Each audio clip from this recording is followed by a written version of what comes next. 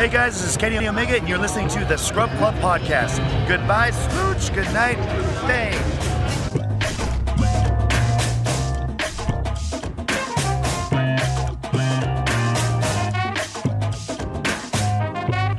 So, our opening discussion, when there's no quick news this week, but our opening discussion, people, Microsoft finally revealed the prices for the Xbox Series X and Series S. By that, I mean it was originally leaked and then Microsoft confirmed it days ago. So, the we'll start with the cheaper one. The Xbox Series S, which is going to be the digital version where it's just, you come with the game and the console and the controller. That's pretty much it. It's going to cost $300, $299. Xbox Series X, or the Sexbox, which comes with the hard disk drive and everything like that to put your disc in, all that good stuff, they'll run you about $500. And there are some features. I will actually read a couple of things about the S. The Xbox Series S, which is the cheaper one, won't support Xbox One backwards compatibility. At present, no. Digital Foundry recently suggested. What's up with you? You just remind me of this one joke. Oh my god. Digital Foundry recently suggested it was unlikely Microsoft's lower-powered next-gen console, the Xbox Series X, would support these enhancements, which was backwards compatibility. Pointing to the console's lower memory configuration compared to the Xbox One X, and that's now confirmed to be true. In response to a query from FVGC, Microsoft explained that rather than utilizing existing Xbox One X enhancements, the Xbox Series S will instead run Xbox One S versions of backwards compatible games and apply its own enhancements in order to deliver the highest quality backwards compatible experience consistent with developers' original intent. So there really is not going to be any backwards compatibility from what I am reading right now. But with that being said, guys, let's talk about the pricing. Where are people's prices? What are people's thoughts? Deadpool, write your thoughts about the price. Kabuto, what's your thoughts, man? Go ahead. Microsoft you remind me of that Long Beach Griffey joke about the iPhone X, where it's like we got the iPhone X and the iPhone XS. And for all you broke brothers out there, the iPhone RX. And I'm like, if I get an Xbox, I'm gonna need the Xbox RX. But look, $300. Like, I understand why, and I'll explain why. But what is your thoughts? Go ahead. $300. I mean, at least it's not $400 like I expected.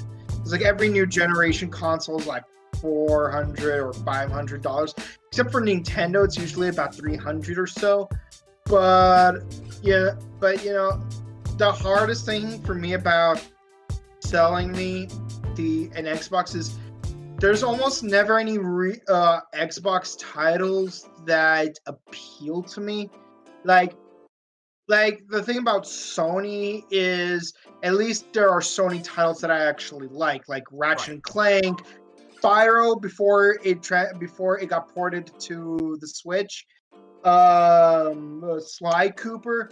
I honestly did not play much of Jack and Dexter outside of the second one, but there's some stuff from Sony that I actually was interested in. Heck, even Devil May Cry. I'm a huge fan of Devil May Cry.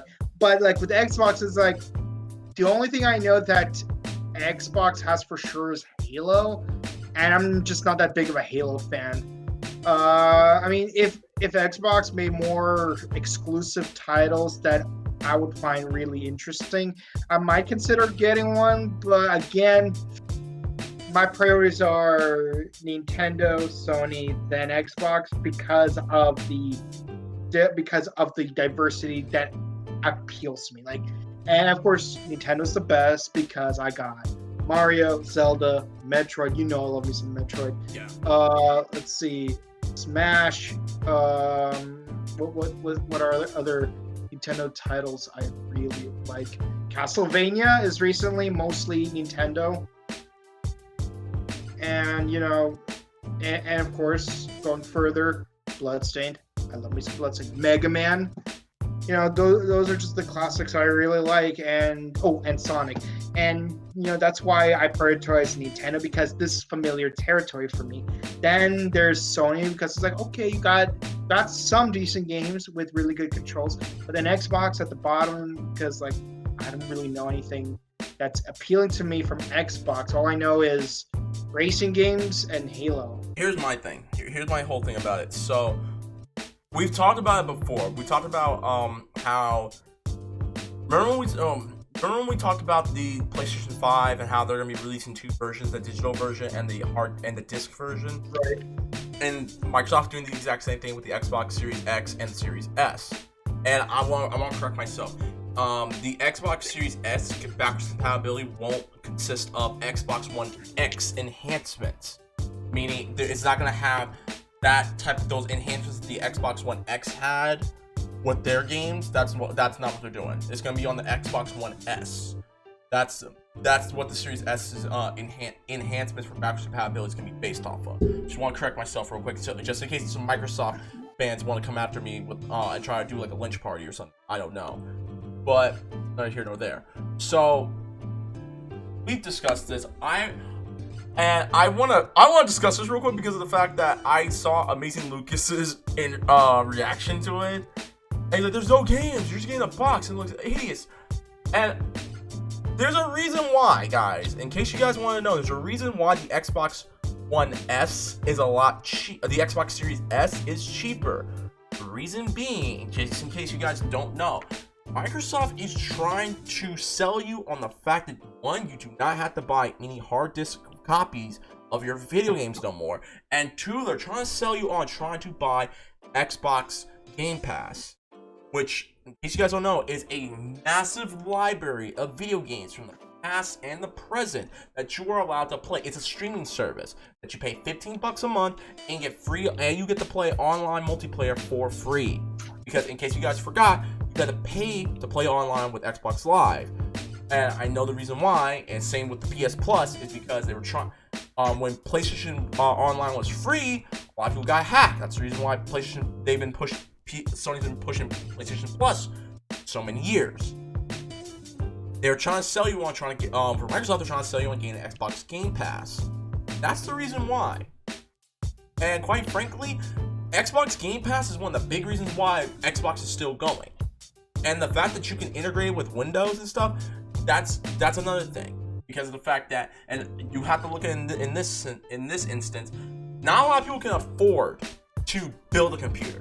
Okay, when Xbox Series S and Xbox Series X is essentially a computer already built for them and everything like that. Because you're gonna get a keyboard, you're gonna put a keyboard in and everything like that.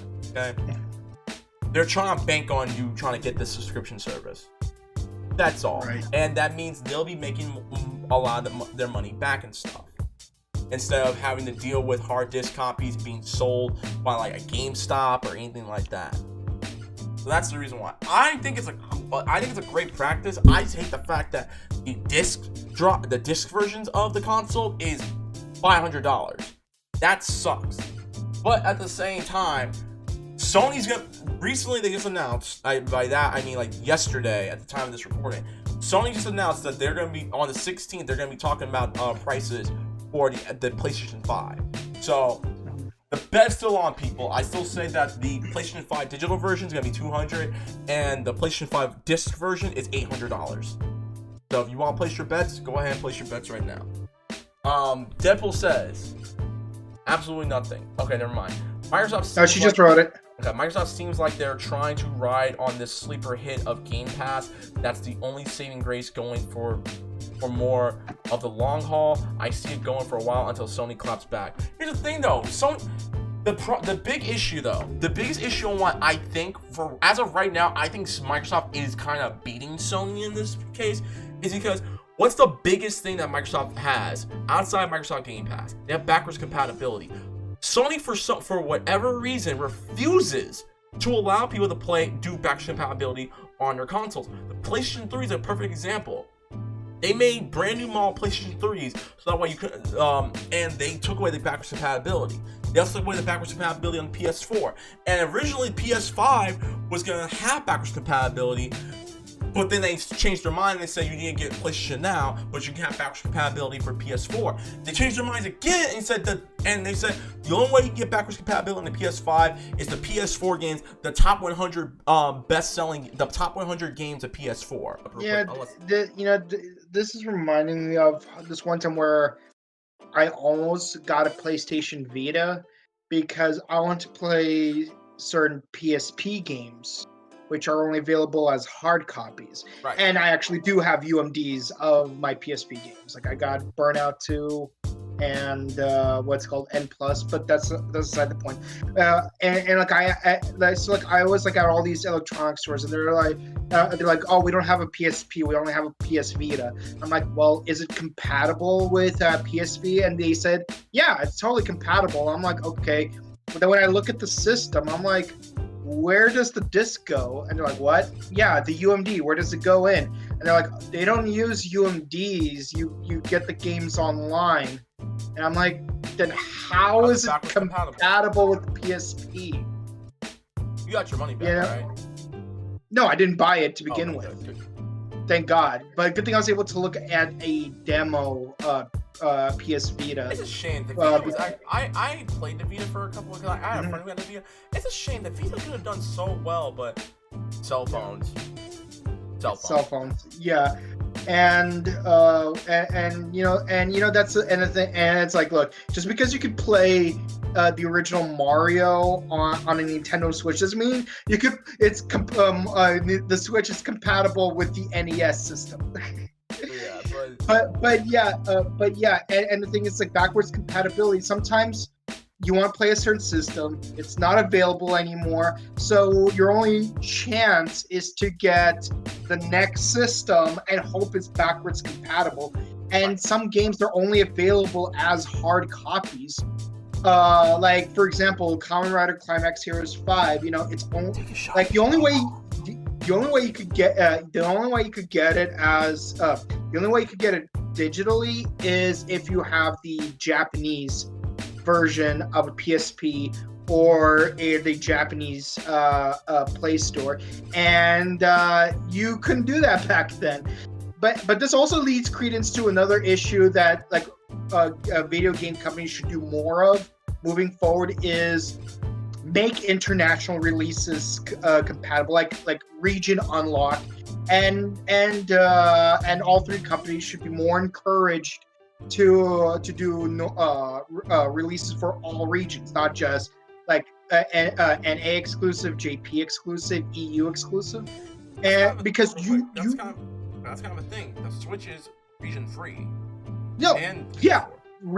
Switch is region free, but also certain games are only available for certain regions, meaning that if you want to get a digital copy of Climax Scramble, as opposed to getting a hard copy like I did before my games disappeared, you have to cheat your Nintendo Switch into thinking it's in the Japanese region, right, and buy it from the Japanese e-store in order to be able to play it on an American Switch.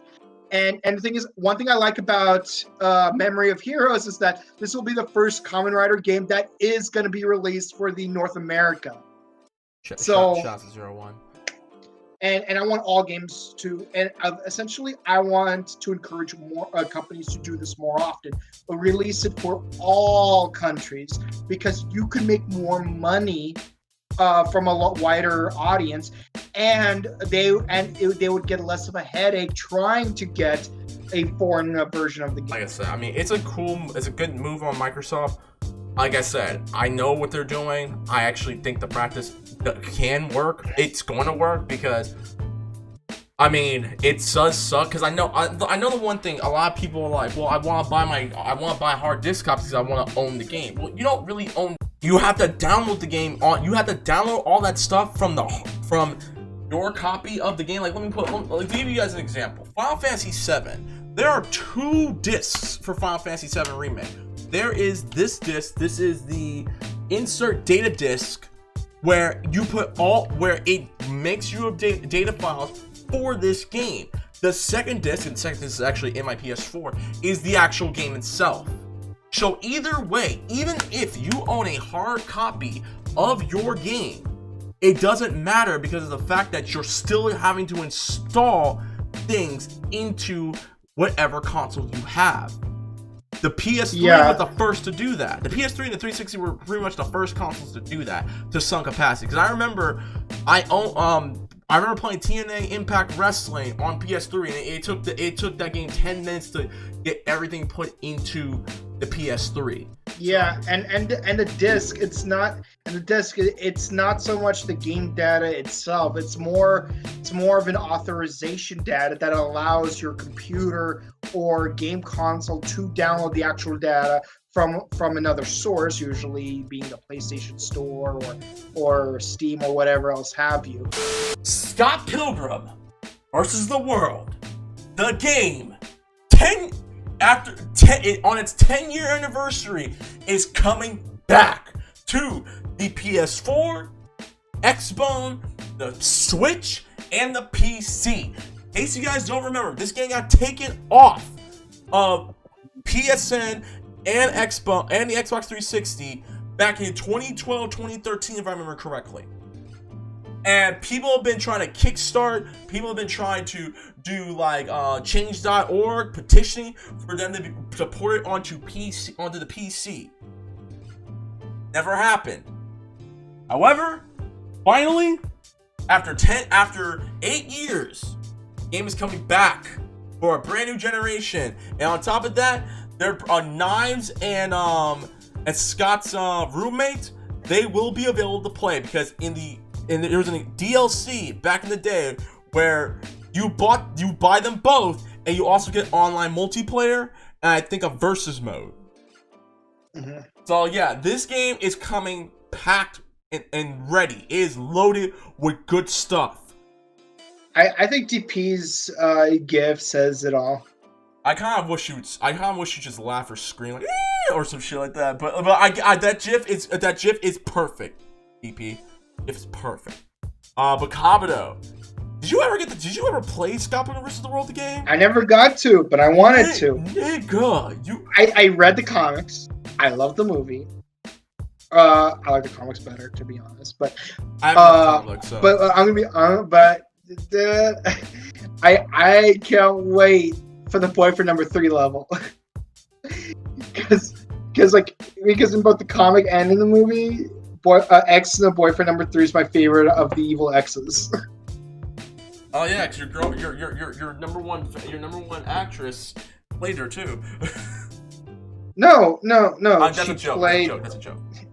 She plays one of them. She plays the new girl. But X number 4 was Katara, so. Yeah, that's true. But yeah. Man, maybe that's what inspired that Cardi B song, the water bending.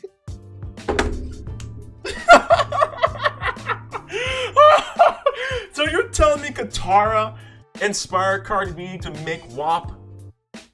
Yeah, because you got Katara making that facial expression when Scott Pilgrim touched the back of her knee.